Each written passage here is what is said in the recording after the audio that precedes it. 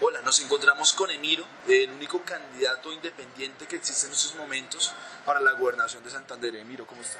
Camilo, muy buenas tardes para todos. Bien, muy complacido de estar aquí acompañándolos en esta entrevista y compartiendo un poco las incidencias de nuestra candidatura y nuestra campaña. Bueno, Emiro, cuéntenos, ¿por qué se lanza independiente? ¿Por qué hace esto? Bueno, yo venía de una militancia en el Polo Democrático. Leonidas Gómez me pide en el año 2017 que le haga la dirección de la campaña al Senado. La asumo con total responsabilidad, hago una estrategia para tratar de sacar 100.000 votos en el departamento. Tuvimos algunas dificultades con Barrancabermeja y Girón y logramos casi 85.000 votos. Posteriormente a que Leonidas gana el Senado me propone que sea su candidato a la gobernación de Santander y todo venía muy bien hasta que sorpresivamente en diciembre del año pasado renunció a su Senado y bueno, están las consecuencias ahí. Yo le propuse que hiciéramos una consulta interna para que se decidiera a través del voto ciudadano quién debería ser el candidato. Él aceptó inicialmente, pero después al interior del partido decidieron que no se hace la consulta y pusieron la mayoría aplastantemente y decidieron que Leonidas debía ser el candidato.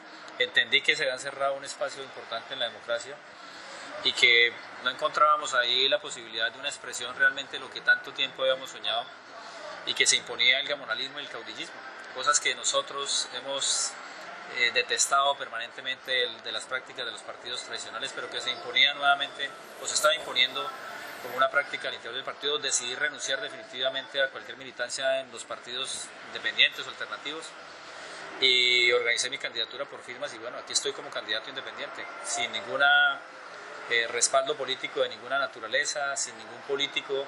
Bueno, yo entiendo que usted es ambientalista, ¿no? Yo soy economista. No, sí, pero pues va por lo ambiental, ¿no? Sí, claro, como todos. Es decir, hoy ser ambientalista es una obligación de todos los ciudadanos, pero no solamente ser ambientalista de discurso, sino ambientalista en la práctica.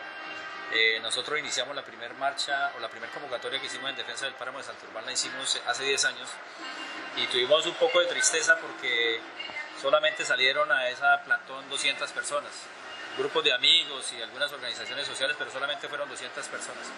Solo la persistencia, la decisión, la constancia y la vocación de no permitir que nuestros recursos ambientales se vean afectados lograron darnos la fuerza necesaria para seguir convocando y convocando hasta que logramos que se movilizaran 50.000 personas y evitamos que la Grey Star hiciera su proyecto de minería a cielo abierto en el páramo de Santurbán, que era supremamente lesivo para el entorno del páramo y para el medio ambiente de nuestra área metropolitana. Entonces, eso es una vocación, pero más allá de que yo sea un ambientalista consumado, soy un ciudadano que se preocupa fundamentalmente porque todos tengamos un medio ambiente. Me estoy movilizando en bicicleta, una bicicleta eléctrica que hoy es un poco costosa, pero que en la medida que se masifique vamos a encontrar unas bicicletas a un muy bajo costo. Y esta es una de las cosas que en Movilidad Alternativa le estamos proponiendo a la ciudadanía, pero también cuando botamos un papel al suelo, también cuando no cuidamos la naturaleza, también cuando maltratamos a un animal, cuando no tenemos la compasión de hacer una adopción de un animalito, un gatito, un perro que esté abandonado. Es decir, es un concepto más allá de lo ambiental, es un concepto de una nueva ciudadanía que debe entender que el medio ambiente hay que preservarlo, que es estratégico, que el agua es un recurso vital. No es por discurso, no es por nada, es por una necesidad humana básica y elemental de todos los que habitamos este planeta. Usted llega a la gobernación de Santander, ¿y cuáles son sus banderas de lucha iniciales? ¿Qué es lo primero que va a hacer? Bueno, hay tres cosas que son fundamentales para el departamento. La primera, la recuperación del aparato productivo regional. La segunda, el tema de la seguridad. Y la tercera, el tema de corrupción. Esos tres elementos conjugados deben resolvernos la multiplicidad de problemas que tenemos en el departamento, pero también entendemos que no podemos resolverlos en los 4 años. Tenemos una crisis fiscal acumulada de unos más cercana a 1.7 billones de pesos, que está diferida a 30 años, pero que hacen que los recursos de flujos de caja hagan muy escasa la inversión. Necesitamos proyectar al departamento de aquí al año 2050 y hacer un plan estratégico de gobernabilidad y de gobernanza que nos permitan esos tres elementos centrales que están ahí, sacarlos de tajo de un lado. Si nosotros logramos derrotar la corrupción, y no es solamente en el discurso, nosotros tenemos una Es decir, estamos planteándole a los ciudadanos una forma diferente hoy de hacer la gobernabilidad. Mal haría yo en decir que voy a luchar contra la corrupción si siento en el gabinete departamental a todos mis amigos, o a mis cómplices, o a mis aliados políticos, o a mis familiares, o bueno, a lo que sea.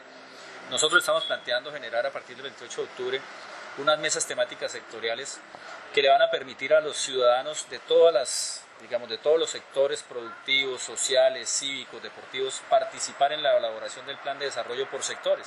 Entonces, por ejemplo, el tema del deporte en Santander, vamos a convocar a todas las ligas, vamos a convocar a todos los clubes de ciclismo, de fútbol, de tenis, hasta los de ajedrez, bueno, todos los clubes y todos los deportistas convocados allí para que con ellos, junto con ellos, diseñemos la política pública a ejecutar en los próximos años a través del plan de desarrollo. Resuelto el plan de desarrollo y mirando qué recursos tenemos disponibles para la inversión, nos ponemos de acuerdo cuánto vamos a invertir y dónde vamos a priorizar y qué obras vamos a gestionar para poder generar una infraestructura deportiva que permita que hayan deportistas élites en el departamento. Bueno, muchas ideas sobre eso. Adicionalmente a eso, esa mesa temática sectorial nos tiene que escoger el director del INDE Santander. Entonces me van a presentar una terna, ojalá 2 hombres y una mujer, que sean del sector, que tengan conocimientos, que tengan idoneidad, etcétera, etcétera. Me la presentan y de esa terna yo escogeré el director del INDE Santander. Y así para las demás secretarías, agricultura, educación, infraestructura, planeación, etcétera, etcétera. Resuelto el tema de los secretarios y el gabinete, esas mismas mesas temáticas sectoriales van a tener que nombrar por cada sector una veeduría que le haga control a la ejecución presupuestal de este secretario, de este director, de ese descentralizado que nombremos, y empecemos a generar unos autocontroles entre todos nosotros para evitar que por laxitudes o por oportunidades o por alguna situación personal alguien incurra en hechos de corrupción. De esta manera, si no cambiamos el modelo, si no cambiamos las prácticas políticas de la gobernabilidad, mal haríamos nosotros decir que estamos haciendo una lucha frontal contra la corrupción si no acabamos el clientelismo. La madre de la corrupción es el clientelismo, y si no lo acabamos, la corrupción va a seguir campeando, quiera o no se quiera. Entonces ese es un elemento sustancial que nosotros debemos enfrentar. Si nosotros arrancamos nuestro proceso de gobernabilidad de esa manera, tenemos ya una ruta diseñada por todos los actores, es empezar a gestionar recursos. El departamento tiene muy pocos recursos. De los recursos nos quedan realmente 60.000 millones de pesos para libre inversión para el año. ¿Qué se ha hecho en los últimos años? Conseguir recursos a través de endeudamiento, gestionar recursos de regalías, lo que nos quedan de los recursos de ingresos propios, de las rentas propias nuestras del departamento, como el impuesto a la cerveza, la telefonía celular, entre otras cosas, y lo que nos queda del sistema general de participaciones. Entonces, si nosotros no tenemos una economía robusta o unas finanzas robustas del departamento, tenemos que hacer muchísima gestión. Para eso estamos planteando en el tema productivo generar 8 clústeres para reactivar todo el proceso productivo del departamento, que tienen que ver con educación, con salud, con tecnología, con petroquímica, con procesos de digitalización. Es decir, una cosa que permita que el departamento vuelva a recuperar la dinámica que tuvo en el siglo XVIII. Nosotros fuimos la primer potencia económica en el siglo XVIII del país, la perdimos. Aquí nacieron las empresas de cerveza, aquí nació una empresa textil, aquí éramos la única ciudad que tenía alumbrado público en Latinoamérica, fuimos la primera ciudad en proyectar elaboraciones fílmicas en Latinoamérica. Es decir, aquí empezó el desarrollo del país y lo perdimos después de la guerra de los 1000 días, porque fuimos los grandes damnificados de eso. Tenemos que volver a recuperar eso. Santander tiene que volver a recuperar su esencia, y por eso nuestro movimiento se llama Santander no se rinde. No nos rendimos, vamos a salir adelante, vamos a vencer esas 400.000 personas que hoy están en la absoluta pobreza y 80.000 personas que viven con menos de 250.000 pesos al mes. Vamos a tratar de que los agregados macroeconómicos se eleven, pero que los índices de desarrollo humano también contribuyan a que todas esas desigualdades se puedan resolver. Bueno, y en materia de educación, ¿qué piensa proponer Emiro? Pues sabemos que la Universidad Industrial de Santander es parte financiada por el departamento. La Universidad Industrial de Santander es una cosa única para presentarle al país y al mundo. Tiene una autofinanciación de cerca del 60% de sus ingresos, son autofinanciados de servicios educativos que ofrece al público, y el otro 40% pues lo recibe del Estado. Es decir, la solidez de las finanzas de la Universidad Industrial de Santander son muy fuertes. Ese es un ejemplo para poderlo trasladar hacia las otras instituciones educativas públicas como la Unipaz, como las unidades tecnológicas, que podamos lograr tener un equilibrio y evitar que a veces en las crisis, como nos sucedió hace cerca de 4 años, que los estudiantes tuvieron que salir a movilizarse, a organizarse a través de la MANE para pedir cerca de 4 billones de pesos que compensaran solamente el funcionamiento de las universidades, porque lo que estaba contemplado en el plan, en el presupuesto nacional, era recortarle a la educación y dejar a las universidades ni siquiera con los mínimos de funcionamiento, es decir, pagar el agua, la luz, las nóminas, y eso traería unas consecuencias lamentables para la educación superior. La educación superior tiene que potenciarse, tiene que ser universal, tenemos que llegar a todos los rincones del departamento. La Universidad Industrial de Santander, la Unipaz y las unidades tecnológicas tienen que tratar de hacerse extensiva para que podamos generar un desarrollo mucho más intensivo en las provincias.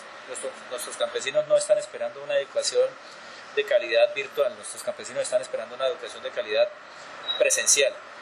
Hasta ahora las unidades y la Unipaz y la UIS tienen sedes en Socorro, en Barbosa, en Barranca Bermeja, pero no llegamos a muchos otros sectores del departamento donde en Málaga, donde podríamos llegar. Es la universalización, garantizar la infraestructura educativa, la educación permanente. En básica primaria y básica secundaria necesitamos buscar los recursos para suplir el déficit que hay en aulas escolares. Tenemos un déficit de 2.000 aulas escolares que no tienen infraestructura educativa óptima, que no tienen laboratorios, que no tienen centros de cómputo, que no tienen conectividad. Hay muchas regiones del departamento, donde los jóvenes y los niños todavía se educan con las cartillas básicas porque no tienen acceso a la internet. Es decir, cómo mejoramos la calidad, pero esto tiene un costo, y el déficit más o menos en infraestructura educativa es de cerca de 2.5 billones de pesos. La mejor universidad de Latinoamérica es hoy la Universidad de Sao Paulo, que está en el ranking 177. Después viene la UNAM, que está en el 192, y de tercera está la UBA, la Universidad de Buenos Aires, que está en el ranking 194. Comparado esto con otros países, donde hasta hace 20 años, como Singapur, que no figuraban en el escenario internacional en materia de educación, pues eso es lamentable y es vergonzoso lo que nos está pasando. Y si traemos eso y lo comparamos con la educación pública de nuestro país, pues el ranking está muchísimo más lejos de poder ser alcanzado y de poder tener una meta. Eso no quiere decir que no tengamos unas buenas universidades. La UIS es una excelente universidad, pero podríamos ser muchísimo mejores si nosotros tuviéramos mucha más inversión para los procesos de investigación que requieren.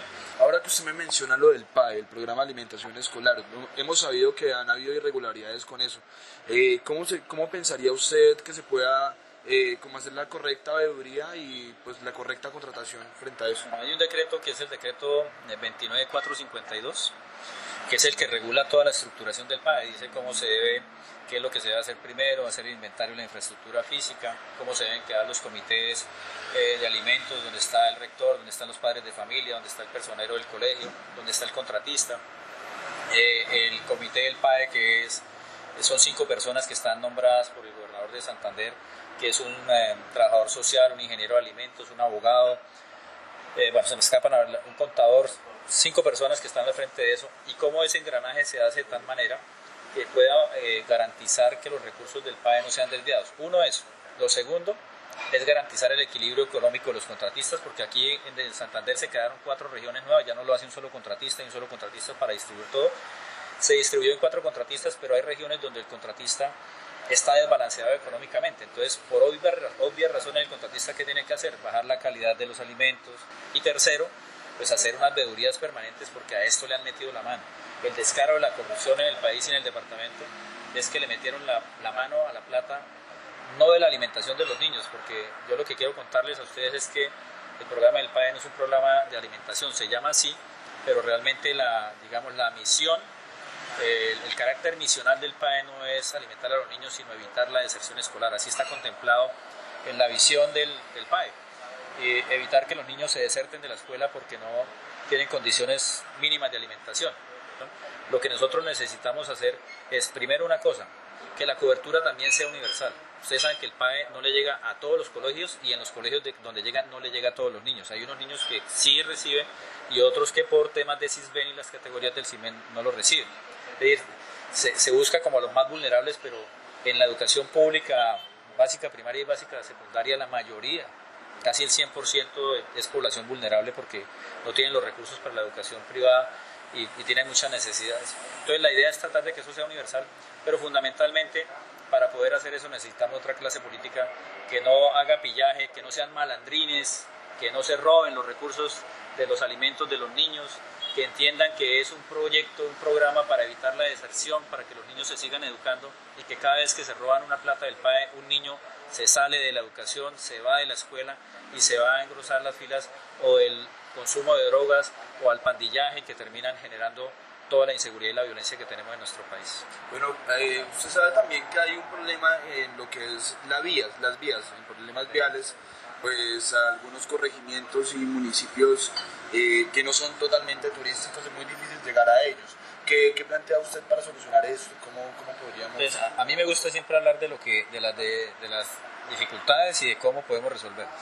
Entonces, el déficit en vías secundarias y terciarias del departamento es de 15.8 billones de pesos.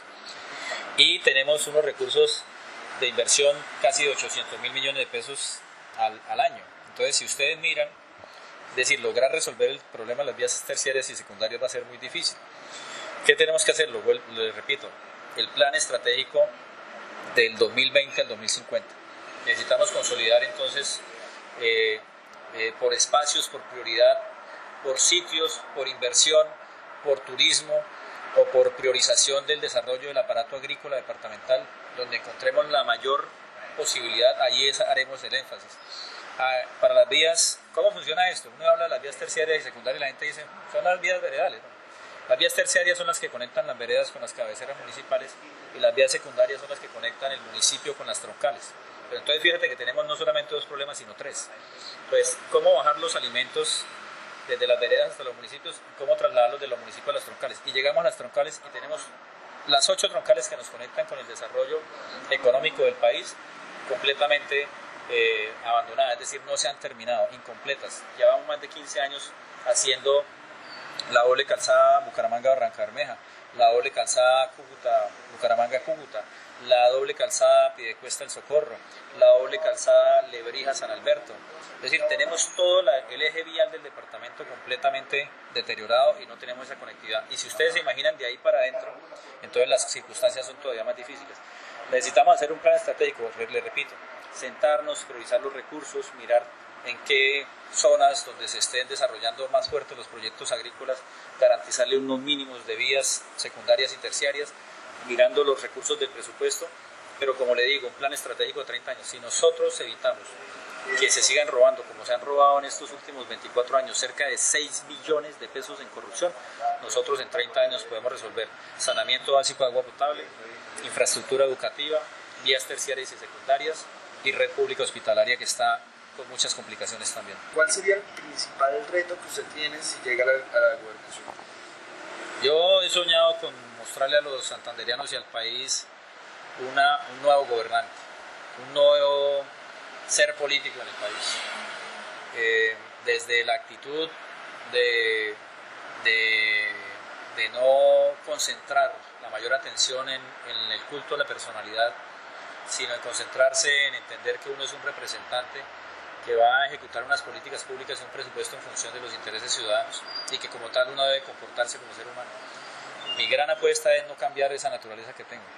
Mi gran reto es que la gente me siga viendo como un ciudadano normal, que pueda ser asequible, que me puedan ver en la calle llegando a mi oficina en la bicicleta, que me puedan ver de pronto un día llegar al Palacio Amarillo caminando, que me puedan ver haciendo las cosas normales que hace cualquier ciudadano y que no se plantee como se plantean estos señores que se vuelven unos casi dioses a través de los manejos publicitarios con recursos del mismo Estado y a través de las grandes caravanas de escoltas que montan de 8 carros con 30 escoltas que le cuesta muchísimo al Estado. El gran reto mío es conservarme como estoy, así, a veces con medias y a veces sin medias, en los zapatos, ser como soy, hacerme de pronto unos 2 tatuajes más y no cambiar mi naturaleza y estar siempre en el contacto directo con los ciudadanos. Y ofrecerle a los ciudadanos que entiendan que pueden empoderarse de la administración pública a través del esquema que estamos planteando de las mesas temáticas sectoriales. No es más, yo creo que si logramos darle un ejemplo al país de esto, empezamos a cambiar las lógicas de la política. Y por supuesto, otra cosa muy importante, no hacer del ejercicio de la administración pública una guerra civil, no polarizar más, no dividir más a los ciudadanos. podemos confrontarnos con los sectores políticos que han estado permanentemente usando y abusando y usufructando el Estado, pero no dividir a los ciudadanos. Los ciudadanos debemos unirnos en un solo esfuerzo, sin conceptos ideológicos, sin barras bravas de un lado y de otro, en función de sacar adelante y de resolver. Fíjense en el diagnóstico y fíjense toda la problemática que tenemos para estar en una pelea de perros y gatos y no resolver los grandes problemas de los ciudadanos. A nosotros nos eligen para gobernar. Listo, Miro, muchísimas gracias por aceptar nuestra entrevista. No, Camilo, a ustedes un abrazo para todos los que nos puedan ver. Me complace mucho poderme encontrar con jóvenes que estén en esta decisión, porque ustedes tienen hoy un gran reto. En sus manos están, los grandes votantes están entre los 23 y los 38 años, que son los millennials. Nosotros somos post-millennials, yo todavía uso Hotmail, ustedes usan Gmail, y entonces estamos en otro escenario, pero ustedes tienen la responsabilidad de elegir bien y de dejar una huella en la historia del departamento y ser activos en la política. Las elecciones no se acaban el 27 de octubre, esa es la democracia representativa. A partir del 27 de octubre empieza la democracia participativa y es donde todos los ciudadanos deben volcarse a participar de las mesas temáticas, de las veedurías, del control. Hacer una veeduría es muy sencillo, es entrar a la página del SECOT, mirar los contratos, revisar las listas de precios, mirar que hayan varios oferentes, mirar que no esté direccionada la licitación, y eso es muy fácil de hacer.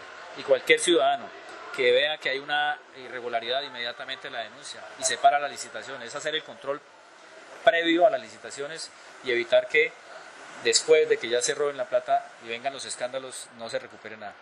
Entonces es una invitación a ustedes, a los jóvenes, a todos los jóvenes, que nos puedan ver, a que asuman un papel protagónico. A mí me gusta la salsa, me gusta la rumba, me gustan algunos reggaetones, el vallenato un poco, pero me gusta tener una vida tranquila, pero también tengo un compromiso con este país y con este departamento. Y esa es mi responsabilidad como ciudadano. Los invito a que ustedes también asuman su responsabilidad como ciudadanos.